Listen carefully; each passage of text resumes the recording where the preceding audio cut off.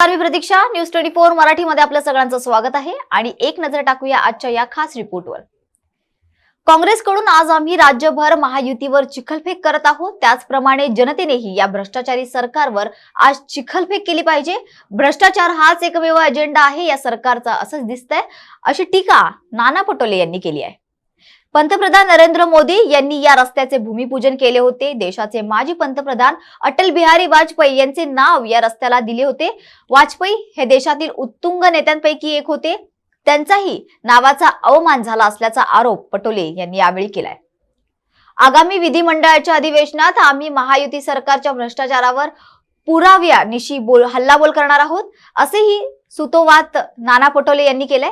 कर्नाटक मधील भाजपा सरकार हे 40% कमिशन घेत होते, मात्र महाराष्ट्रातील महायुती सरकार हे 100% कमिशन खाते, असा आरोपही नाना पटोले यांनी यावेळी केलाय। तर या सगळ्या प्रकरणाच्या मागे कारण आहे अटल सेतू। तर जाणून घेऊया अटल सेतू बद्दल काही। 2018 पासून या 18,000 कोटी रुपयांच्या सेतूच्या बांधकामाची सुरुवात झाली होती। नियोजनानुसार हे काम 4.5 वर्षात पूर्ण होणे अपेक्षित होते, मात्र कोरोना महामारीमुळे प्रकल्प 8 महिन्यांनी लांबणीवर पडला होता। शिवडीला मुख्य भूभागावरील न्हावा शेवाशी जोडणारा 22 किलोमीटर लांबीचा 6 लेन पूल, 16.5 किलोमीटर लांबीचा समुद्रमार्ग आणि जमिनीवरील 5.5 किलोमीटर मार्गाचा अटल सेतूमध्ये समावेश आहे। या सेतूच्या बांधकामासाठी 1,77,903 मेट्रिक टन स्टील आणि 5,04,253 मेट्रिक टन सिमेंट वापरण्यात आलं होतं। सध्या नवी मुंबईला जाण्यासाठी 2 प्रवेश पॉइंट्स आहेत, त्यामधील एक ऐरोली मुलुंड कनेक्टर आणि दुसरा वाशी कनेक्टर।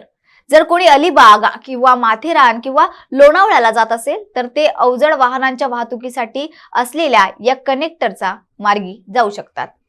MTHL मुळे मुंबई आणि नवी मुंबई दरम्यानचा प्रवास वेळ कमी होऊन रायगड जिल्ह्यासह आर्थिक एकीकरण होण्यासाठी मदत होईल असे सांगितले आहे। तर या खास रिपोर्टमध्ये आपण इथेच थांबत आहोत। अशाच महत्त्वाच्या माहितीसाठी पाहत रहा न्यूज 24 मराठी।